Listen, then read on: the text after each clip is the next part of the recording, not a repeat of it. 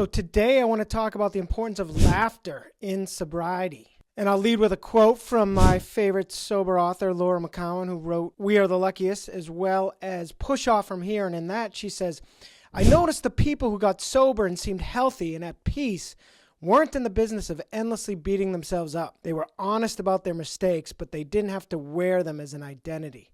They had a lightness to them, but also a solidity, an unshakable center. Most of all, they had a sense of humor about it all.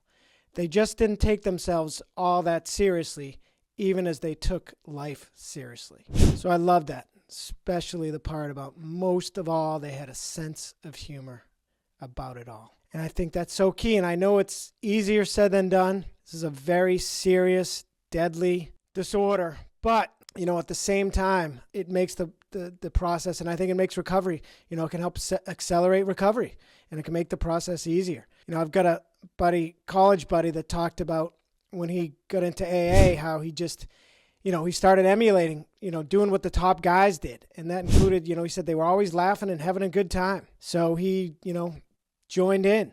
And he said before he knew it, he caught the magic and never even gotten close to drinking since. And he's going on over 10 years. And, I read a book talking about how Navy SEALs, a guy said he knew the ones that were going to make it were the ones that were laughing and could make jokes about it. It's key. It releases endorphins, which triggers dopamine receptors, which is so important in recovery as we have to replace the artificial dopamine hits from alcohol with natural ones.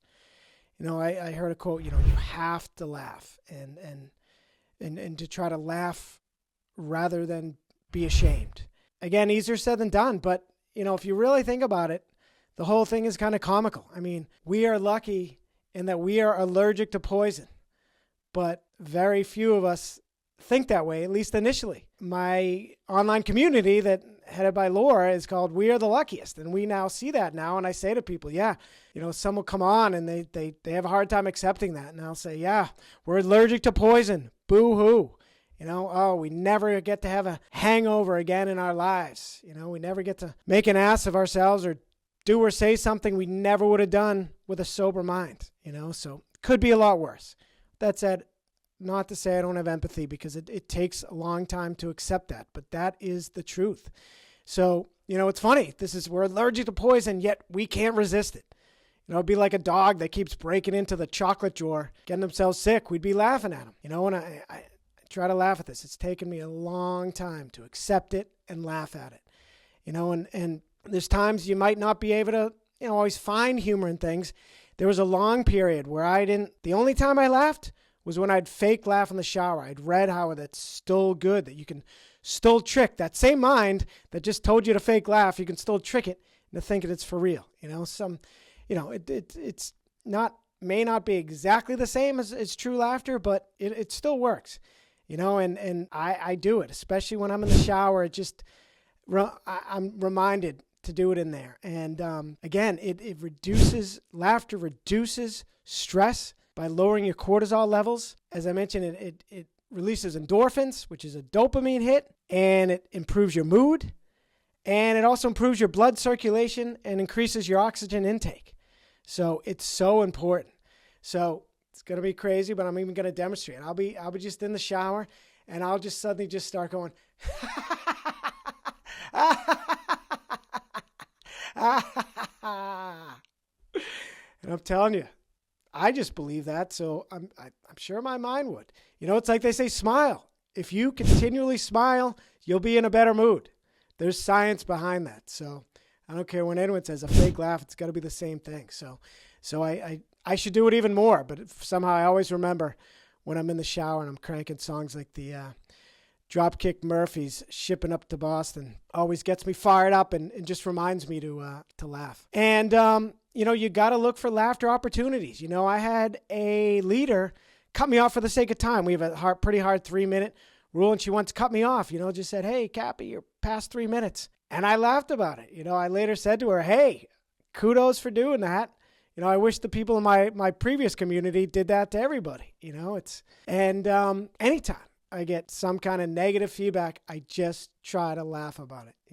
Often it's about them. The haters, people that hurt. So I always try to keep that in mind. And recently in my community, there was a lot of women on the call, and there was a lot of kind of menopause shares around menopause. Totally understandable. And I raised my hand to share, and a woman put in the chat, Cappy, I hope you've got a good menopause story. Hysterical. And I did. And, I try to laugh, come up with funny material about sobriety. I say there's a lot of parallels between my drinking days and sobriety days. Sometimes, even though I'll go to bed, I'll put the kitchen to bed, meaning clean all my dishes. But there's times I'll wake up and that kitchen will be trashed, just like in those drinking days, which was every morning, Lord knows. And I'll still forget things. Like in dating conversations, I will have had sober and then completely forget anything about the person. Or I still get package-nesia, as I call it, where I'm completely shocked when I see an Amazon package out front that's for me. And, I still get random cuts and bruises.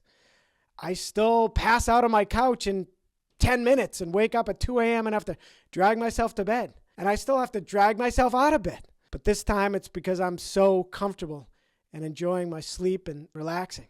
I still eat like a maniac, especially in early sobriety I did with those sugar cravings. But still now I practically have a hollow leg when it comes to eating.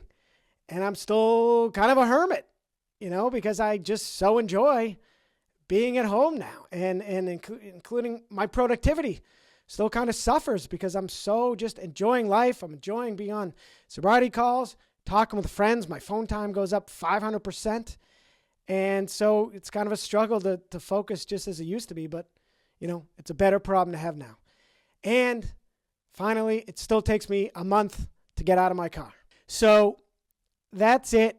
Just a reminder to try to look at this with a sense of humor because it can do such good for your recovery. That'll do it.